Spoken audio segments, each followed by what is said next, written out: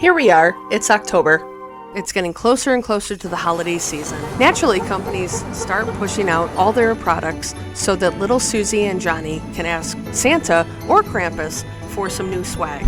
In the retro handheld world, it's not too different. You have Ambernick, who throws out a new retro handheld for what seems like every other week. Powkitty isn't too far behind that time frame just to keep up. And Retroid, well, they seem to be on the recent track of coming out with something old but new, or new but old, or just, I don't know. You could say that about Miyoo as well. They did the same thing with the original Miyoo Mini and then the Mini Plus. The Mini Plus is bigger and has the addition of Wi-Fi, which I love for retro achievements, so thank you, Miyoo. But it's almost just the same damn handheld. So, throwing that soapbox rant aside, I still stick by the Miyoo Mini Plus, or even the original Mini. One of the reasons for this is honestly due to the amazing community that has developed Onion OS. I absolutely love this software. It definitely brings out the best in the device.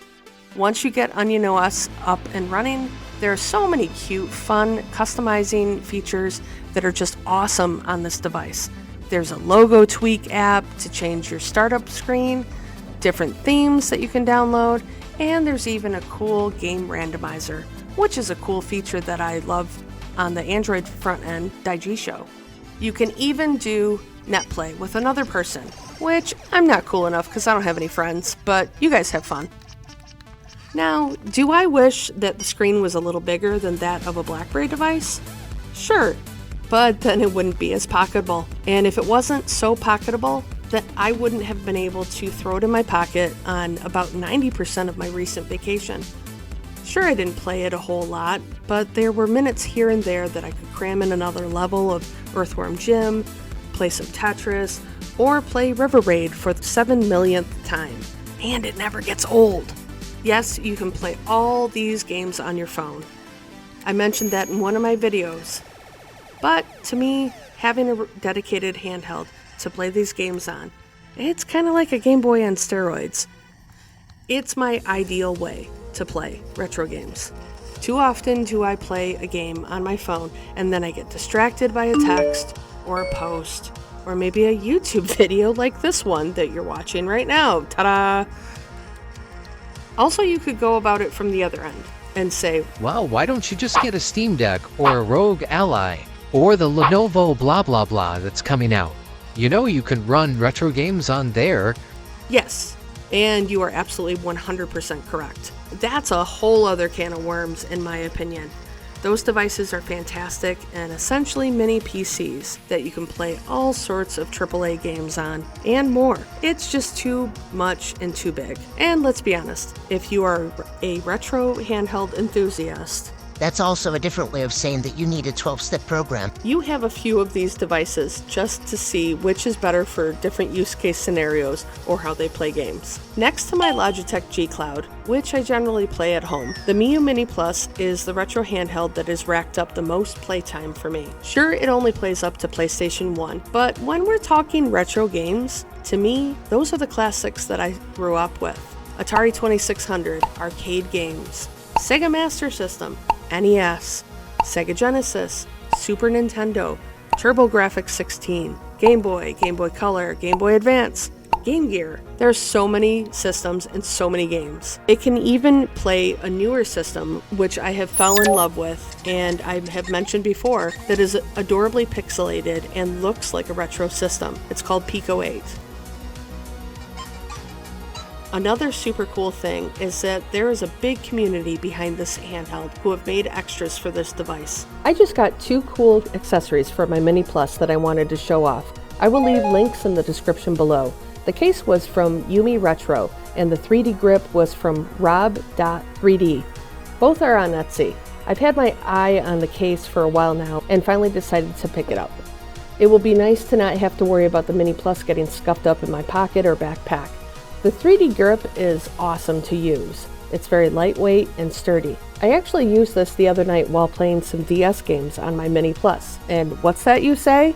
DS games on my Mini Plus, yes, you can play DS. It's a pretty new feature to the Mini Plus and the Miyoo Mini. You can now use the Drastic emulator. I will mention that this is definitely pushing the device to its limit. Depending on the game, you may experience some audio stuttering. So to get DS on the Mini and the Mini Plus, you should be on Onion OS. I have heard it works on stock, but with severe lag. So assuming that you are on Onion OS 4.0 or higher, you can click the link in the description below, which will take you to the GitHub page. There you want to look for the Drastic V zip with the highest version. At this time of the video, it's on version 1.5. Once you have downloaded the Drastic file and extracted it, pop your Miyoo Mini card into your computer and then drag the whole extracted folder of Drastic into your EMU folder. Next, go into the ROMs folder on the card and create a folder named NDS, all caps. Then copy over your DS games into that folder, and that's it. Eject your card and put it back into your Miyoo, and you will see the Drastic games folder in your main games folder. And it's worth mentioning that L2 will bring up the pen in a game, and R2 swaps the screens, because you can only see, obviously, one screen at a time. And if you press Start and Select in the game, a menu will pop up where you can further change some settings, such as full screen or showing both DS games. But just a tip, I actually didn't change any of the settings, and it's working fantastically on my Miyoo Mini Plus. Now, I know what some of you are thinking, and I will address the elephant in the room, the Anbernic RG35XX. This is Anbernic's version of the Miyoo Mini Plus. The size, the stats, features, and what systems it plays are practically identical to the Miyoo devices. There are three big reasons that I personally love the Miyoo device more than the Anbernic. Number one, Onion OS. I fell in love with this software on my original Miyoo Mini and just can't be pulled away from it. Nothing against Garlic OS. It's definitely given new life to the 35XX. But for me personally, I'm all Onion. Number two, the buttons rattle. This might seem silly, but that just annoyed me right from the get-go when I first got the 35XX. Yes, I know that I am able to open it up and throw some tape on the buttons and fix it. I have modded some handhelds before, so it's not new to me. I just don't want to, and that's mostly because the build quality of the Miyoo is just so stellar. Speaking of build quality, number three is I actually am on my third 35XX device. The first one died practically right out of the box, and the second had some goofy screen issues. And now I'm on my third. I know that might just be me getting a couple bad units, but I've only had one of each of my Miyoo Mini devices. They're just solid units. So yeah, that put kind of a bad taste in my mouth on the 35XX. Now there is one thing that the RG35XX has over the Miyoo Mini, besides the HDMI out that I'm not sure who uses that, but the 35XX is pretty much in stock everywhere. Occasionally the Miyoo has had some stock issues and retailers are out of the unit. Hopefully this is getting to be less and less though. So that is going to wrap up my thoughts on why I am still a huge fan of the Miyoo Mini and the Miyoo Mini Plus. I would love to see if Miyoo will ever come out with another device. Maybe a horizontal form factor would be cool, who knows. But in the meantime, I will be perfectly content with this little device for what it is. And those are my thoughts, not yours. Let me know in the comments if you have a Miyoo Mini or the Mini Plus.